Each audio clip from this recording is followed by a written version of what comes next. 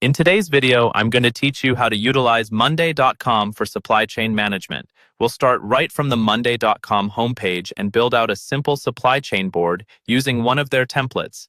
Then look at how to view and analyze your data.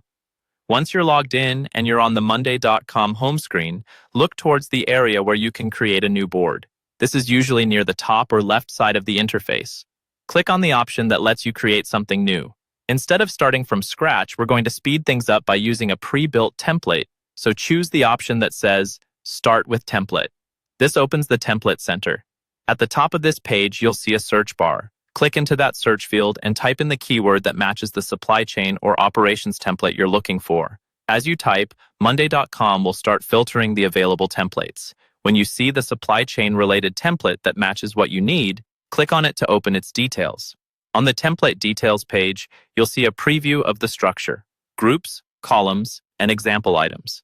This gives you a sense of how the template is organized for tracking suppliers, orders, or inventory.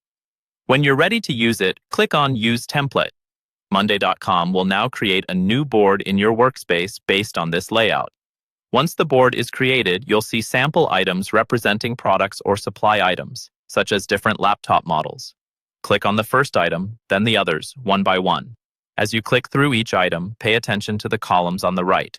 These might include things like supplier name, status, quantities, delivery dates, or cost. You'll replace these example names and values with your own real data later, but for now, this is a good way to understand how the board is structured. Next, look at the top of the board for the Views section. You'll see different view options, including a chart view. Click on the chart view to see a visual breakdown of your supply chain data, such as items by status or by vendor.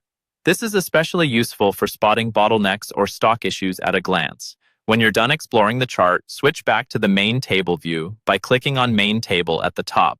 From here, you can start organizing your own process. Scroll to the bottom of your board and click on Add New Group. This lets you create a new section, for example, a new product line, region, or phase of your supply chain. Name the group clearly so everyone on your team knows what belongs there, and then you can begin adding your actual items, suppliers, and orders into this structured board.